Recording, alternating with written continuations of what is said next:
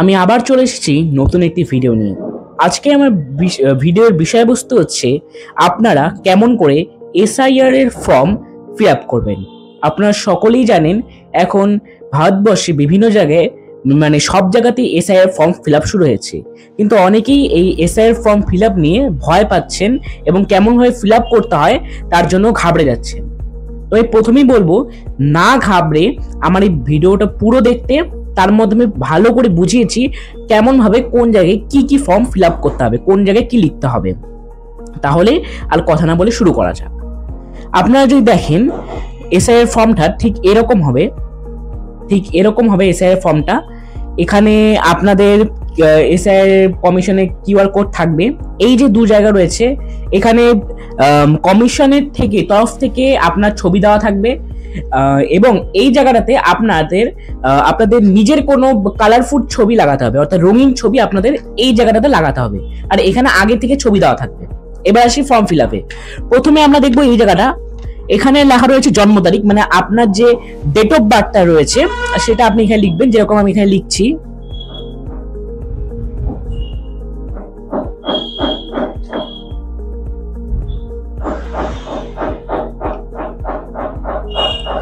ঠিক এরকম ভাবে এখানে নিজের ডেট অফ বার্থটা লিখবেন। এখানে প্রথমে ডেট, আপনার ডেট, এরপরে মাস এবং এরপরে বছরটা লিখবেন। এরপরে যদি চলে আসি, এরপরে আপনার লাগবে আধার নম্বর বা এপিক নম্বর। এখানে আপনাদের আধার নম্বর দিতে হবে। যদি আপনাদের আধার নম্বর থাকে তাহলে আধার নম্বর এখানে দেবেন, না হলে জায়গাটা ফাঁকা রেখে যাবেন। তো এখানে আপনারা যদি চান তাহলে এখানে আপনার আধার নম্বরটা লিখতে পারেন। যেরকম আপনি যদি লেখেন তাহলে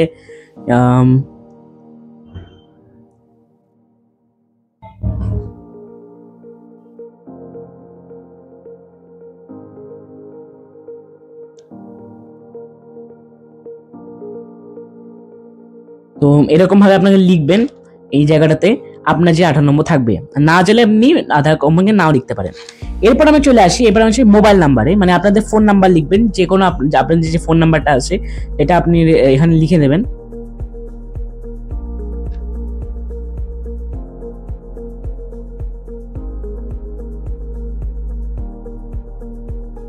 এরকম ভাবে আপনি নিজেদের ফোন নাম্বারটা লিখে নেবেন, তাহলে এটা হয়ে গেল। এরপরে দেখি আপনাদের পিতার নাম লিখতে হবে। এখানে বলে নিই যে এখানে পিতা বা অভিভাবকের নামে যদি আপনারা কেউ বিবাহিত মহিলা থেকে থাকেন তাহলে আপনাদের স্বামীর নাম দেবেন, এবং আপনারা যদি অবিবাহিত হয়ে থাকেন তাহলে এখানে নিজের বাবার নাম দেবেন। তো এখানে যদি আপনি নাম লেখেন তাহলে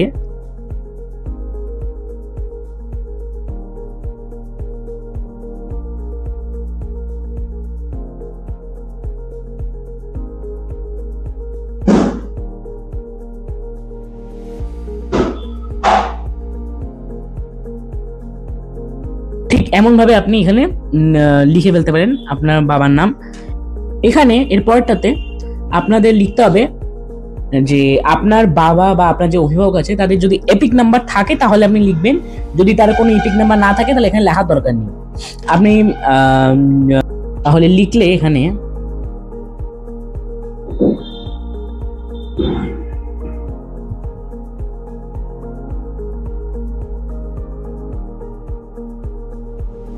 এরকম ভাবে আপনি নিজের এপিক নাম্বারটা লিখে ফেলতে পারেন। এরপরে আসি নিজের মায়ের নাম, তাহলে আপনি এখানে নিজের মায়ের নাম দিতে পারেন।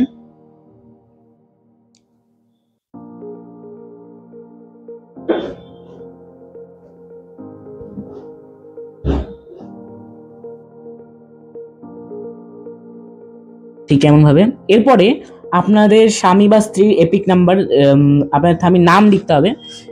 তো এখানে আপনাদের স্বামী, মানে যদি বিবাহিত মহিলা থেকে থাকেন তাহলে এখানে নিজের স্বামীর নাম দেবেন, এবং যদি বিবাহিত পুরুষ থেকে থাকেন তাহলে তার স্ত্রীর নাম এখানে দিবেন। এবং এখানে দেওয়ার পরে ঠিক তেমনভাবে পরের লাইনটাতে আপনি তাদের এপিক নাম্বার থাকে, যদি তার এপিক নাম্বার থেকে থাকে, অর্থাৎ মহিলারা নিজের স্বামী এবং স্বামীরা নিজের স্ত্রীদের এপিক নাম্বার এখানে লিখবে। এই দু জায়গাতে আপনি আগের মতো করেই নাম্বারগুলো লিখে নিতে পারেন। তাহলে তো এই জায়গাটিতে আপনাদের একটু লক্ষ্য দেবেন যে এই যে বক্সটি রয়েছে এইটুক বক্স, এই যে এইটুক বক্স, এর মধ্যে যদি আপনাদের এসআইআর লাস্ট যে এসআইআর হয়েছিল অর্থাৎ 2002 সালে যে এসআইআর হয়েছিল সেখানে যদি আপনার নাম থেকে থাকে তাহলে আপনারা এই বক্সটি ফিল আপ করবেন।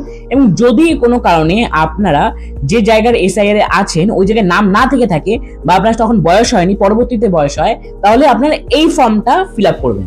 অর্থাৎ যদি আপনার ভোটের নাম থেকে থাকে তাহলে এই ফর্মটা, আর যদি এর পরে ভোট দেন বা ভোটের বয়স এর পরে আসে তাহলে আপনারা এই ফর্মটা ফিল আপ করবেন। তাহলে প্রথমে চলে আসি, এখানে আপনি নিজের নাম দেবেন। ধরা যাক আমি যদি নাম দিই এখানে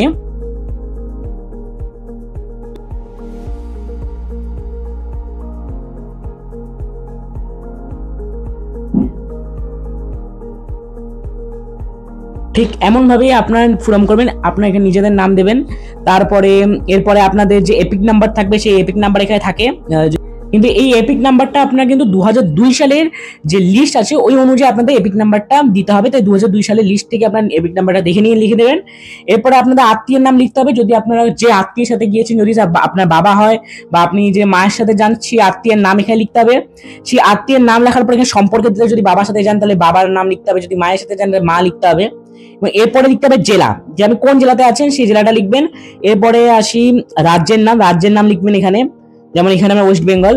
তারপর এখানে বিধানসভা কেন্দ্র, বিধানসভা কেন্দ্রের ক্ষেত্রের নাম লিখবেন। বিধানসভা যে ক্ষেত্র রয়েছে এখানে নিজের বিধানসভা ক্ষেত্রের নাম লিখবেন, যেমন বিধানসভা ক্ষেত্র যেমন কোচবিহারের উত্তর, তার আবার এই জায়গায় আপনার বিধানসভা ক্ষেত্রের নাম্বার লিখবেন। যেমন এখানকার বিধানসভা ক্ষেত্রের নাম্বার হচ্ছে 4। আবার এখানে যে অংশ নাম্বার আছে, এখানে আপনি অংশ নাম্বার লিখবেন যে 165। তারপর আপনি নিজেদের যে ক্রমিক সংখ্যা আছে সেই ক্রমিক সংখ্যাকে লিখে দেবেন। কিন্তু এটা লক্ষ্য রাখতে হবে এটা কিন্তু 2002 সালের লিস্ট অনুযায়ী হবে যেটা আপনার ছিল। এই পাশেরটাও ঠিক একইভাবে হবে, কিন্তু এখানে আপনার যদি নাম না থাকে সেটা আমি বললাম সেরকম ভাবে আমি ফিল আপ করবেন। একই জিনিস, শুধু যদি না থেকে থাকে আপনাদের হয়তো বয়স হয়নি, হয়তো আপনি অন্য কোথাও ভোট দিয়েছেন তারপর এখানে এসেছেন, তখন আপনি এটা ফিল আপ করবেন। এখানে দেখুন আত্মীয়ের বিবরণ লেখা রয়েছে, আত্মীয়ের বিবরণ যার নাম পূর্ববর্তী কলামে সর্বশেষ এসআইআর এ দেওয়া রয়েছে। অর্থাৎ আগের যে কলামে এই কলামে দেওয়া আছে, এই পূর্ববর্তী কলাম থেকে আপনাদেরকে ফিল আপ করতে হবে। ঠিক একই রকম ভাবে এখানে যা যা দরকার আপনি দেখলেন, আমি আর দেখালাম না, সেরকম ফিল আপ করতে হবে। তো এরপরে আমি সর্বশেষে কয়েকটা কথা বলে রাখি। এই জায়গাটিতে আপনাদের যিনি বিএলআরও থেকে যারা আসবেন, মানে যে আসবেন তার সই এখানে লাগবে, ডেট আর সই এখানে লেখা থাকবে। শেষে আমি একটা কথা বলে রাখি যে ভয় পাওয়ার কিছুই নেই আর এবং ঘাবড়াবেন না, কিন্তু এবং যে আপনাদের যে বিএলআরও থেকে যিনি আসবেন তার আপনি কিছু যখন ফর্মটা ফিল আপ করে দেবেন তখন কিছু জিনিস আপনি নিয়ে রাখবেন। কি কি নিয়ে রাখবেন? বিএলআরওর যে নাম্বার আছে, ফোন নাম্বার, বিএলআরওর যে ব্যাচ নাম্বার, এই দুটো জিনিস আপনি কিন্তু নিজের কাছে নিয়ে রাখবেন। আর ব্যাচ আর বিএলআরও ভুয়ো কি ভুয়ো না, মানে অন্য কোনো লোক বিএলআরওর নাম নিয়ে আসছে কিনা এই ব্যাচ নাম্বার থেকে কিন্তু আপনি জানতে পারবেন। তো এই দুটো জিনিস আপনার কাছে নিয়ে রাখবেন এবং পরবর্তীতে যদি কোনো সমস্যায় যদি পড়েন তাহলে এই দুটো জিনিস আপনাদের প্রমাণ হিসেবে রয়ে যাবে। তো আপনি দেখলেন এটা খুবই সহজ। তো সেই রিসিপ্ট কপির মধ্যে আপনারা যে বিএলআরওর number, phone number, batch number লিখে রাখবেন প্রমাণের স্বরূপ। ভয় পাওয়ার কিছু নেই, এটা আমি বুঝিয়ে দিলাম। এরকম ভাবে আপনি লিস্ট থেকে করে ফেলবেন। লিস্ট আপনি অনলাইনে বা বিএলআরওর কাছ থেকে পেয়ে যেতে পারেন। নিজেদের যে নাম্বার, এখানে আপনি রঙিন ফটো এবং নিজেদের আগে থেকে ফটো দেওয়া থাকবে। তো আপনি নিশ্চয়ই বুঝে গেছেন পুরো জিনিসটা। আমি আবারও বলছি, ভয় পাওয়ার কিছু নেই। এই ভিডিও দেখে পুরোটা ফর্ম ফিল আপ করলে আপনাদের ফর্ম ঠিকঠাকভাবে পূরণ হবে। আজকের জন্য এতটুকুই, ধন্যবাদ।